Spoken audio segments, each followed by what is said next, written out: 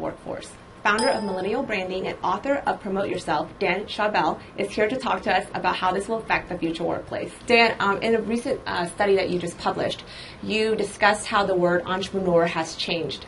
How has this definition changed? So I worked on a study with Odesk.com, the biggest global workplace, and we found that 90% of people view entrepreneurship as a mindset instead of actually having to start a company. And we view this as the redefinition of entrepreneurship. In fact, everyone in the world could be an entrepreneur and have that mindset, and they should, because that's how you should be building your career now. And companies really want this because companies are forced to be innovative to compete in the global marketplace. And if they get these individuals, and last year we found that about a third of companies are hiring, they want entrepreneurship skills when hiring for entry-level positions. So these skill set, this is having the attitude, being a risk taker, being a leader, teamwork skills, being a salesperson, being able to sell yourself and your ideas. This is so essential to business today and to develop a career, because degrees aren't turning into jobs, internships aren't turning into jobs. It's all about career accountability now. So with this entrepreneurial mindset, if everyone wants to start a business, how do companies hold on to their top talent? How do they retain workers? Retention is such a huge dilemma in corporate America right now. Millennials leave in 2 years, and relative to older generations, you have Gen X that leave in 5 years, Boomers leave in 7 years, and silent generation 10 years. So it's just, and this is multiple studies, we're finding the 2-year mark.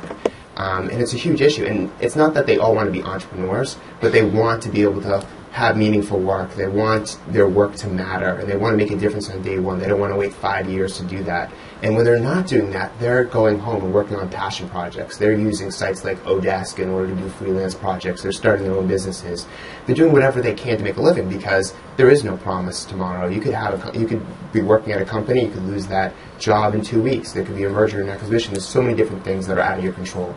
The one thing that is in your control is becoming a go-getter, having the entrepreneurial mindset, and that's how you can be really successful. So what would you recommend to companies? Are there certain programs that they should look towards in order to promote this type of entrepreneur mindset? Absolutely. I mean, part of the foundation, and what we found in the study, is that one of the reasons why these individuals leave corporate America, or what they really want from corporate America, is flexibility, and freelancing gives you flexibility. And I think we're entering the age of diversification in careers. So if you're just working for this one company and you get laid off, you're stranded. You're moving back home with your parents, and a lot of millennials are living with their parents. But if you have multiple freelance contracts, if you have your own business, and maybe you're working that full-time job, you have safety and security, because if you lose one, you still have the other ones to back you up. So what companies are doing, they're creating workplace flexibility programs where you can work remote. Aetna, every employee can work remote and save the company millions of dollars. So there's a benefit to the company.